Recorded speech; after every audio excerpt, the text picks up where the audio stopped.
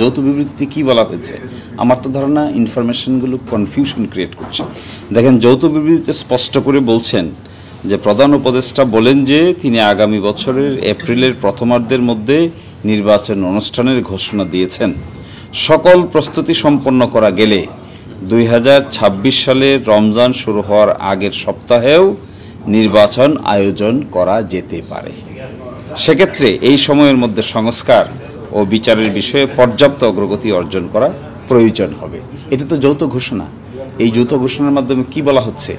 বলা হচ্ছে যে তিনি এপ্রিলে নির্বাচন ঘোষণা করেছেন, তবে সংস্কার এবং বিচার যদি অগ্রগতি হয় তবে রমজানের আগেও ফেব্রুয়ারি মাসেও নির্বাচন অনুষ্ঠান করা যেতে পারে।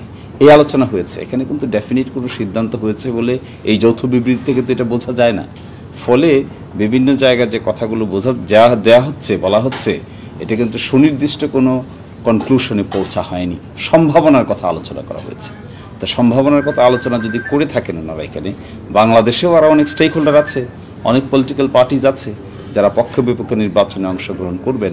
সেই দিন তারিখ, আমার ধারণা নির্বাচন কমিশন যখন দিন তারিখ নির্ধারণ করবেন, ঘোষণা দিবেন, তফসিল ঘোষণা করবেন, সেটাই হবে সুনির্দিষ্ট নির্বাচনের তারিখ। আপনারা ওটাকে কিভাবে দেখছেন? যদি ফেব্রুয়ারিতে ঘোষণা করা হয় রমজানের আগে, সেই বিষয়টাকে আপনারা কিভাবে দেখছেন? এটা যদি প্রশ্ন না তো, যে যৌথ বিবৃতিটা আছে এর বাইরে তো আপনিও যেতে পারছেন না, আমিও যেতে পারছি না। তো যৌথ বিবৃতির সাবজেক্ট ম্যাটার কি? যৌথ বিবৃতির সাবজেক্ট ম্যাটার হলো একটা পসিবিলিটির কথা বলা হয়েছে। যদি হয়, যদি সম্ভব হয়, হাইপোথেটিক্যালি তো এটা বলা ঠিক হবে না। এই হাইপোথেটিক্যালি আমরা তো নির্বাচনের রোড ম্যাপকে সবসময় পজিটিভলি নিই। আমরা শুরু থেকে কিন্তু বলে আসছি যে নির্বাচন সংক্রান্ত, সংস্কার সংক্রান্ত এবং বিচার সংক্রান্ত সুনির্দিষ্ট রোডম্যাপ দিয়ে দেওয়া উচিত। যদি সুনির্দিষ্ট রোডম্যাপ দিয়ে দেয় সরকার, অন্তর্বর্তীকালীন সরকার, তাহলে যে সমস্ত পলিটিক্যাল পার্টিজরা টেনশন করছেন কিংবা আলোচনায় অংশগ্রহণ করছেন, তারা আস্তে আস্তে নিশ্চয়ই এগুলো নিজেদের আন্ডারস্ট্যান্ডিংয়ের মধ্যে নিয়ে নেবে।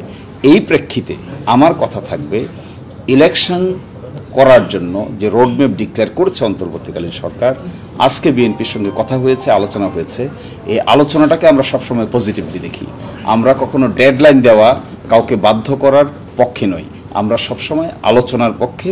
রাজনৈতিক প্রশ্নের সমাধান রাজনৈতিকভাবে আলোচনা করেই করতে হয়।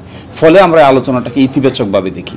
আমরা মনে করি এই আলোচনা বাংলাদেশেও করবেন, সব পলিটিক্যাল পার্টির সঙ্গে করবেন, এখানেও করেছেন। We congratulate the discussion with the political parties. এতে আমাদের কোনো আলোচনার মধ্যে আমাদের কোনো রিজার্ভেশন নাই। যদি আবারও বলি, যদি এপ্রিলের ভিতরে নির্বাচন হয়, আপনি তো একজন আইনজীবী, এর ভিতরে কি মানবাধিকার লঙ্ঘনের অপরাধে যারা অভিযুক্ত, তাদের বিচার কাজ করা কি সম্ভব? হ্যাঁ, আমি যতটুকু বুঝতে পেরেছি এখানে বিচার প্রক্রিয়ার যে স্পিড, এটা দেখে বোঝা যায় যে হয়তো তার আগেই সবগুলো মামলা নিষ্পত্তি করা সম্ভব না হলেও কিছু কিছু মামলা নিষ্পত্তি করা সম্ভব হতে পারে। এটি বিচার প্রক্রিয়ার গতি দেখে বোঝা যায়। I am not the deciding factor যে কতদিনের মধ্যে কি বিচার হবে। বিচার তো করবে আদালত।